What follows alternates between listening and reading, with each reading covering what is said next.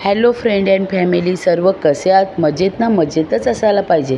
तर आम्ही आलो आहोत कर्नाटकमध्ये हम्पी इथे या ठिकाणी.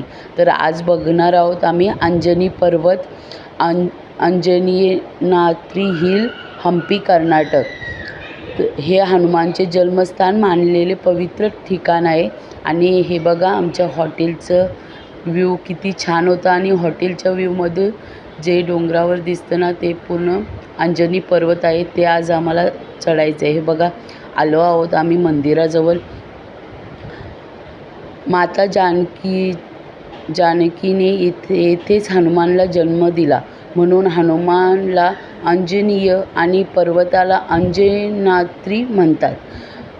हे प्राचीन किष्किंधा नगराचा भाग आहे. शृंगेरी पर्वत पंपा सरोवर जवळ आहोत. आणि खूप छान होतं पर्वत वगैरे. आणि सर्व आम्ही चढत होतो. तर फोटो वगैरे काढलं. तर चढताना काहीच नाही वाटत, पण येताना खूप भीती वाटते. आणि पर्वत खूप छान आहे आणि काहीतरी पाहण्यासारखं वाटलं तिथे. पांढऱ्या वस्तू, लाल गुंबद, आता दगडात कोरलेले हनुमानची मूर्ती, जवळ राम, सीता, अंजनी देवीचे मंदिर आहे. एकूण पायऱ्या 575 चढायला पायऱ्या आहेत आणि सुमारे 45 मिनिटे लागतात. जर गर्दी वगैरे असेल तर 1 तास लागू शकतं, पण 575 पायऱ्या आहेत. वरून तुंगभद्रा नदी दिसते, दगडांच्या टेकड्या दिसतात, हम्पी परिसर दिसतो आणि सूर्यास्त प्रसिद्ध आहे. सूर्यास्त होताना दिसतो, तो प्रसिद्ध आहे तिथे. तुंगभद्रा नदीच्या पलीकडे हम्पीपासून 20 किमी अंतरावर सर्व रिक्षा, पायी हम्पी कोरलेल्या नावातून नदी पार दिसते. सकाळी वेळ आहे 8 ते दुपारी 3 पर्यंत दर्शन.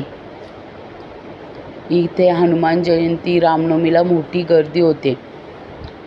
चढण दमणारी आहे, पण गेल्यावर शांत आणि नजारा बेस्ट. आणि पाणी, टोपी घेऊन सकाळी लवकर जाणे योग्य आहे.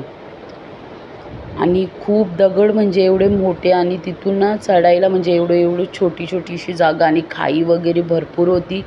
तर आराध्या बघा, तुम्ही पाहू शकता आराध्या पण चढत होती. आणि आराध्या, हितांश खूप असे छान चढले. मला एकदा पण तेही उचलायला लावले नाही आणि खूप असं बरं वाटलं.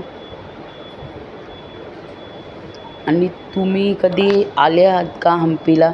आणि जर हम्पीला येत असाल ना कर्नाटकमध्ये, तर प्लीज अंजनी पर्वत विजिट करा. खूप छान आहे विजिट करण्यासाठी. खरोखर आपले जे देवांचं स्थान होते ना, तो खूप छान होते. आणि त्यामुळेच तर आपल्याला हे सर्व कळते ना, की हे बघा आराध्या खूप चालत होती, खूप छान चालली. हे बघा इथून जायला पण वाकून जायला लागते.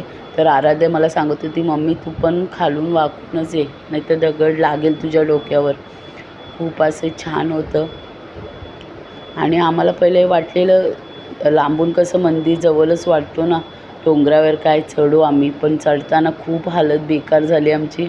आणि व्ह्यू ना खूप छान होता. नदी वगैरे, तुंगभद्रा नदी दिसत होती. आणि नारळाची झाडे, संपूर्ण परिसरात सर्व भाविक होते ना दर्शनासाठी. त्याही दर्शन फास्ट भेटू, गर्दी वगैरे काहीच नव्हती.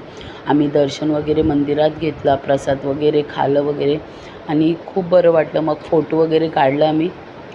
आणि हे बघा एरिया बघा आजूबाजूचा, मंदिरात जाताना एरिया वगैरे. आराध्या बरोबर आराध्या पण होती आणि हितांश त्यांच्याबरोबर होता. मग मी दर्शन वगैरे आधीच करून घेतलं.